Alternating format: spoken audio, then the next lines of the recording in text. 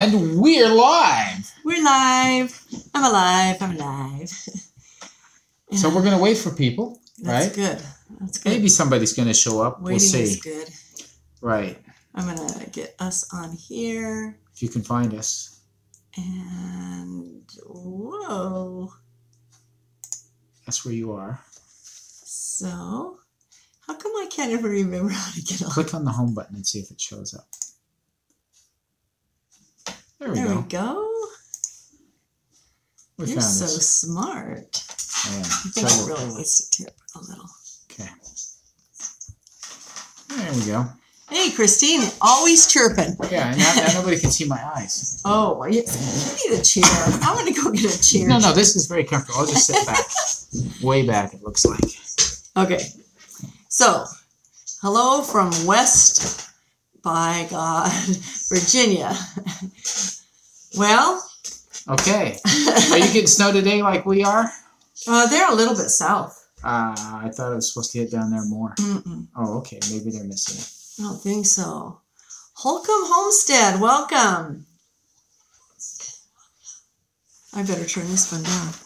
It is off. What am I hearing? You're hearing a headset. The headset. Is that this? Yeah. There we go. Okay. Okay. All the noises are gone. You're going to have to read it. Steve Clark. The Four Hearts Ranch. Hello, welcome. Four Hearts Ranch. Okay. So we've got some different people on here today. That's great. You worked on yogurt today, right? I'm working on yogurt. You know, I've done yogurt twice, and then we just did part of one where I just took it out the morning after I made it, and it was so beautiful out of the little crock pot. And now people have said, we want you to make it out of the crock pot. And I'm like, but Creating Essence made it out of the crock pot. Anyway, so I'm making another video on how to do it in our little crock pot. So that's great. Hello, Lois. Welcome. We're so happy that you came and you made it. Last time she said, oh, darn, I missed it. But she made it. Yes, we've had some beautiful snow here today. The great big huge nor'easter flakes, but not anything bad on the roads. Just it hasn't been bad here, just a little snowy, so it's been okay. So. Yeah. So okay. Whoa! I do not understand what she's saying there. Short face mag a rat tat. Okay. Yes. Okay. Very good. So we've chosen a topic today, and we actually found out some news just about an hour ago that has us pretty ticked right now. And we're looking up at the clock and going, oh, great. Now we have to go on and not look ticked. And you weren't going to bring it up first. Well, I know. But I'm not. I'm going to make them wonder what I'm talking about. Okay. Well, you saw the title, A Tree Without Roots. So we did some research on trees and actually wrote the blog on it this week. Wrote this nice, good blog. It's a good blog. That will be out on, Friday morning for you to go along with the newsletter. So if you haven't signed up for our newsletter, go on over to hardinessapproach.com and sign up for the newsletter. It comes out every Friday morning. And the blog is also called A Tree Without Roots. And so a couple of things. Trees need roots. We saw trees just topple in Oregon when they got too wet and their roots were too shallow. And we know that a really, really strong tree will have what's called a taproot. And it goes all the way down. And when you have a taproot on your tree, you do not have much on the top for a long time, for several years. You don't have much here, but it's growing down below. You also have the kind that spread out and go deeper, and they hold it. They get a big enough base to, yeah. Right. So why in the world would we be talking That's funny. Why would we be talking about trees? Well, we do have a question. When is the best time to plant a tree? Everybody, write down when the best time to plant a tree is. Some of you have probably heard that question before, I'm sure. Hi, Bonnie. Welcome. Bonnie Blue. I'm going to let them think about that for a moment. Okay, think about that for a little bit. So I'm going to leave that story for a moment and go over to another one, and then I'm going to tie the two together. Got to see this. This is going to be good, I think. So we watched a movie this week. It's a new movie that's come out.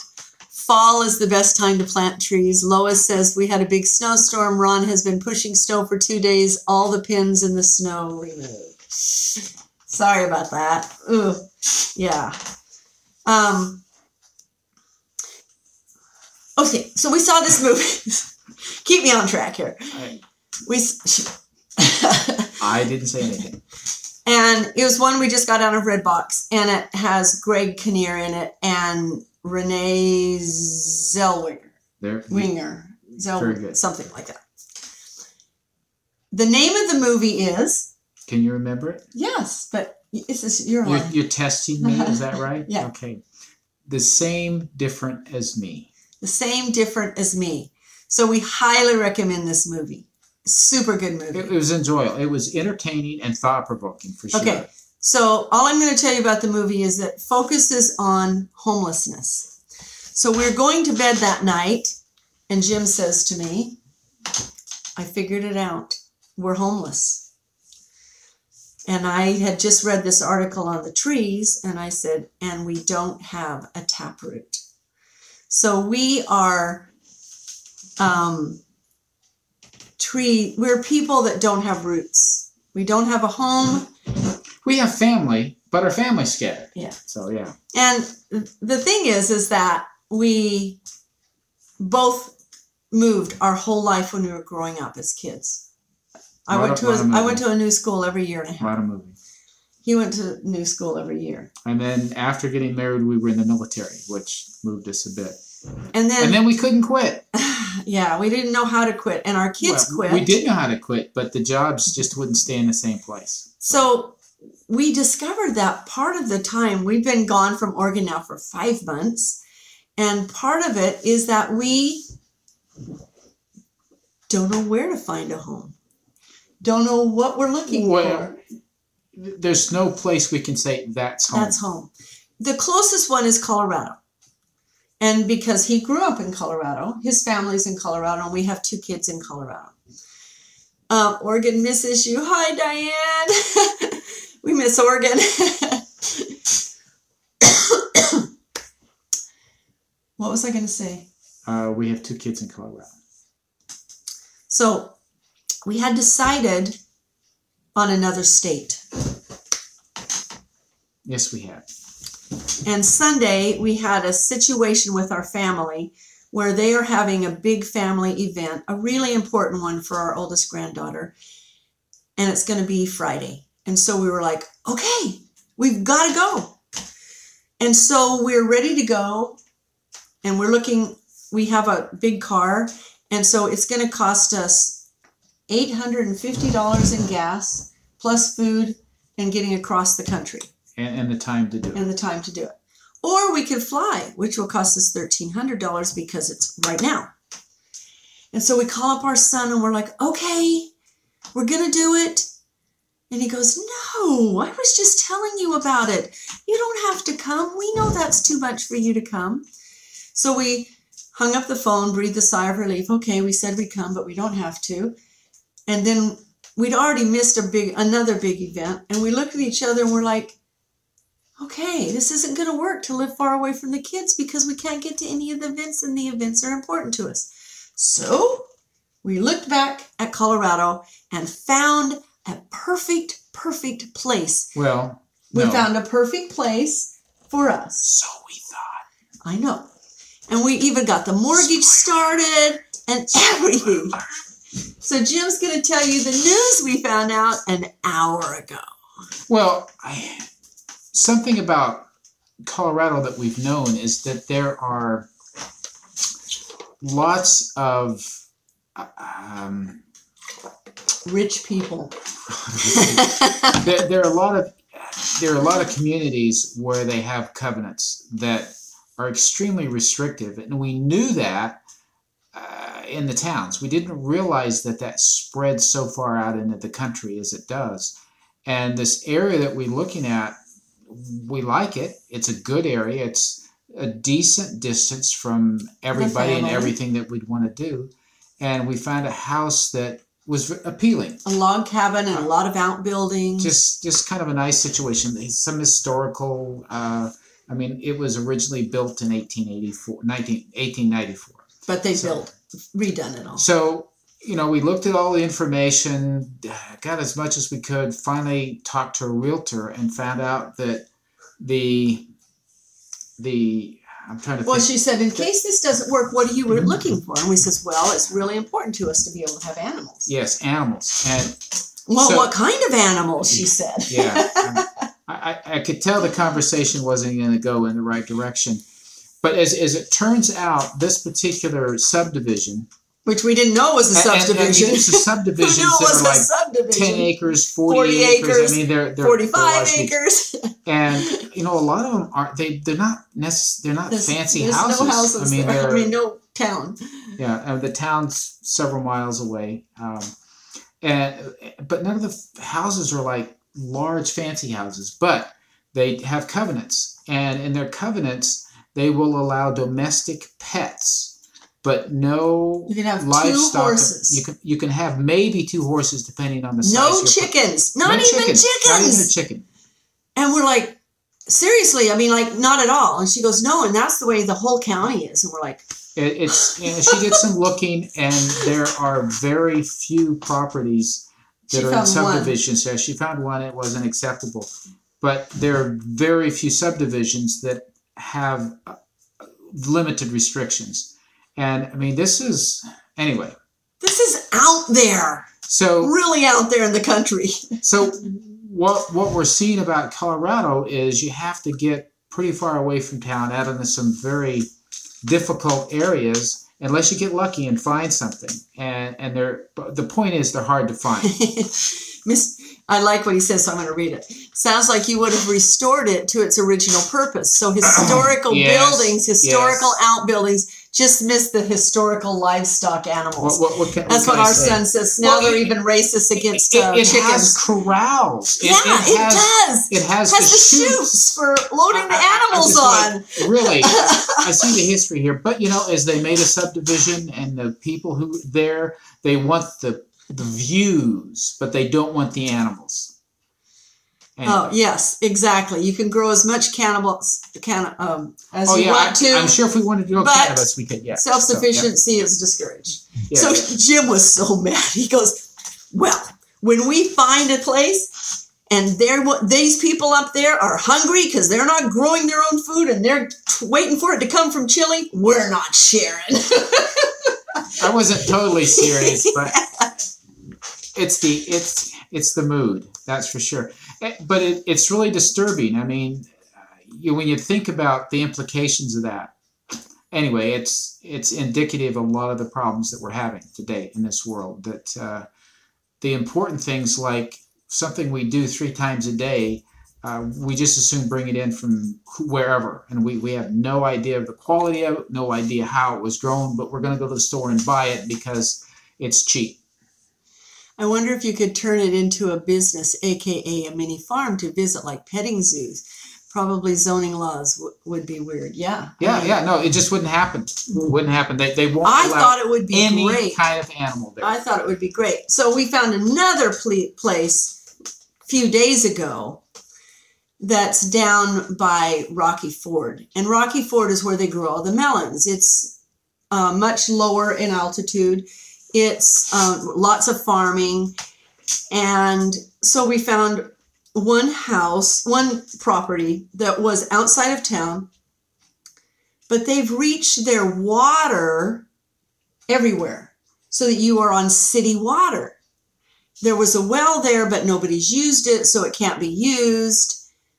and they don't know if it works. And so the city water is really expensive. I'm like, I'm not having a farm with city water. They don't know how to do stuff in Colorado. Well, yeah, there are a lot of reasons why it is what it is. Our kids, it's frustrating that the situations have evolved like they are. But anyway, on a community like this, like-minded people, you probably understand our frustration. So, I mean, we literally can go to Zillow and put in, hi Joan, and put in our criteria and find nothing, because we're going VA and we can't do a modular, and we don't want to do a modular, and there's zillions of modulars. It's crazy. I mean, we just found one house in the far corner, which is actually very close to my family, and I'm like, okay. It's a ways away, and it's not by our kids. We haven't checked to find whether or not there are covenants. Knowing where it is and the kind of area it's in, I doubt there are going to be any covenants. But it's a long way away from everything. It's not exactly next door to your family. It's no. Yeah. Oh, for my family? Yeah. It's about an hour and a half. At least an hour and a half. Probably really? More than that. It's probably more like 2 hours. Oh. Or so Bonnie Blue says there has to be a way to connect online with permaculturists and find out where these more friendly areas are. Well, there are some places in the country, but you're right. Within different states, there's some limitation. But I know in watching on the YouTube community for homesteaders, there are not quantity-wise for as big as Colorado is. There are very few, just because of these kinds of challenges. That there are other types of things going on there. A lot of large acreages, but for small landholders, there's some limitations. And we really don't want to be off-grid. There are some off-grid ones, but we don't want to be off-grid. It's our choice. Yeah, there's we want to make sure that we're not hauling water. So, yeah. Joan found hers on Zillow, but it took a long time. Yep. And Joan, you moved from where? So it's, as we were talking about, not really finding a home and having to put down new roots. We were just wondering how many of our community, Arkansas, okay, how many of our community has moved to their place that they're at right now. Hi, Simple Rugged Path.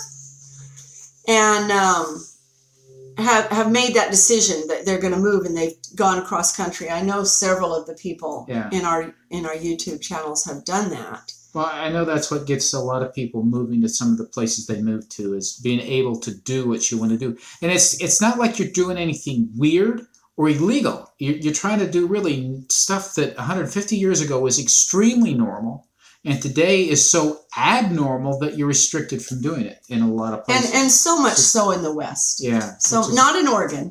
Oregon, they farm.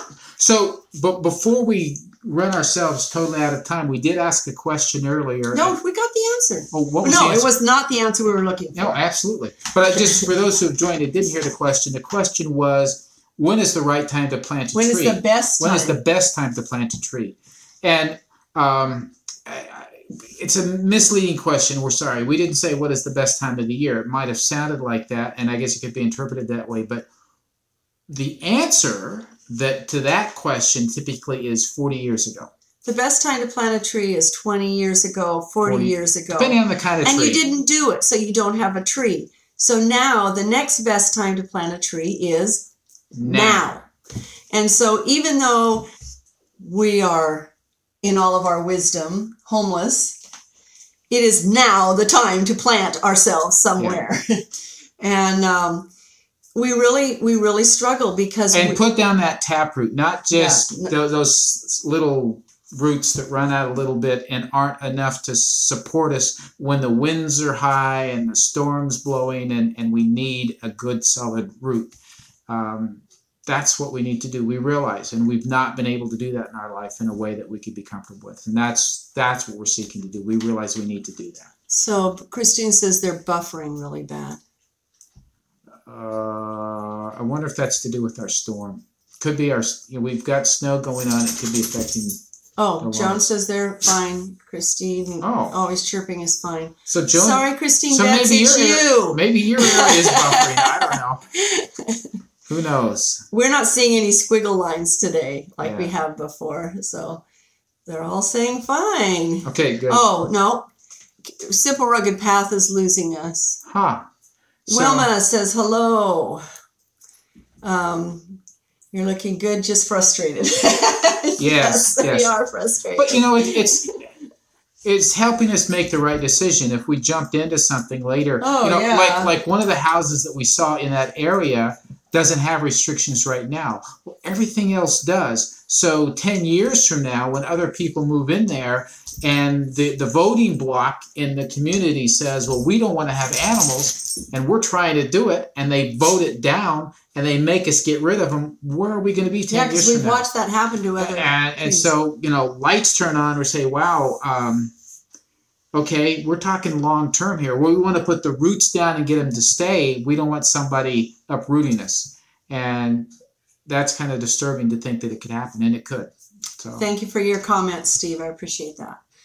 What did he say? He said, the good news is that you have the wisdom to wait until you find what you want. Yep. Good family insight on waiting to prioritize relationships. Yeah, for sure. Yeah. So anyway, we know people are probably getting tired of listening to us talk about finding this place. But it's a process, and we're to the point of getting serious about it, not just waiting. Yeah, we now have we're now pre-qualified, not just approved, but qualified. So we're getting to the point of taking action, but once again, we're asking all of the questions and being sure all happening in God's time. Yes, let me tell you about God and all of this. So what we have found is that we get an idea to do something, and we're like, should we do it? Shouldn't we do it? And we can't get an answer until we actually decide. I mean, we think it through. We think of all the logic and the reasoning and make a best choice.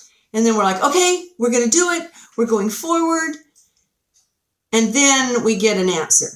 No, don't do it because of this reason. Yeah, so then we move on to something else. Things that we didn't know to ask are revealed to us. So. But the truth is, we gotta go somewhere. But the analogy and where that comes from, and maybe a lot of you have heard this. For those of you who are Old Testament students, you know about Moses and the children of Israel as they got ready to go across the Red Sea to get away from the Egyptians. The priests stepped into the water before it began to part. So I mean, we have to have faith enough to move forward on our own. We've got to go into something that looks impossible, despite what may be going on. We've got to move forward before the way opens up, and hopefully before we drown, we get told to turn back if it's not going to open up, and that's what's been happening. So, welcome, Wynn in Idaho. And she made a comment on our channel today about learning to cook. And our daughter certainly didn't know how to cook. Her husband does most of the cooking. And it wasn't because we didn't teach her. It was because... they don't want to learn. It was the generation. They don't want to learn those things today. Sally wants to know where we want to be located. Let me read these before I lose them all. Okay. Steve says, seeing your discernment process will help so many others to figure out how to discern it. Thank you. As far as where we want to be, there's some criteria. We want to be able to grow things, obviously, and we want to have just the typical small farm livestock. It would be nice to be close to at least some family, which for us is Colorado or Utah. Oregon, we do have a son and his family up there, actually southern Washington, but that's kind of a long way away from it's expensive. It's so expensive. That's why we had to leave. I mean, it's one of the higher cost areas in the country. I just did a thing on the whole 50 states on what's the best place to start a business or to do this. And Oregon was like up there with number 8 from the worst. I mean, they were 43 or something because they're so expensive. No, it wasn't. But it was. But what they said is, but Portland's off the chart with costs of living. And so you have to go down further. And then I'm just as far away from my family that's up in above Washington, in Washington, and then the rest of it. And I think beyond that, as far as criteria, as far as climate, we've perhaps broadened what's acceptable to us just because there's a lot of reasons to do that. One thing that we haven't felt inclined to do is to go into the warmer areas enough so that we start getting the larger quantities of all kinds of little creepy things that I don't like bugs. I spent the first few years, we were in Biloxi, Mississippi. Oh, I just can't do that. So Joan said, we searched all over the United States. Then suddenly it was like a light bulb went on, and we focused on this area close to the kids. Best decision. And they're in Virginia. Okay. So we actually had made a line. So I'm just going to tell them. Okay. We'd drawn a line above Highway 70 in Missouri. We didn't want to be in the South. Just our preference. And we don't have any near family connections, but ancestrally we both have. You do have a niece. That's true. Ancestrally, we both have a lot of people. Our families are buried there. Yeah, just generations. And we found beautiful, beautiful homes there for a fraction of the cost of what it is in Colorado. I just have to deal with the being away from the family thing if I choose that. So Rocky Brook Farmstead is on. Christine says, my sister and husband are in Beaverton, but they won't leave because of the grandkids. Oh, you couldn't pay me enough to live in Beaverton. And I say this with all honesty. I was a home health nurse there. And it literally, from where we lived in Wilsonville or out further, would take me an hour to get to a patient there and an hour to get back. And that was just city. It was just city. And it's not many miles. No. It's a short distance. So and the traffic but really nice little town. Yeah. If you don't ever have to come. Yeah, if you don't have to drive on the roads, it's great. Sally says she enjoys our cooking videos.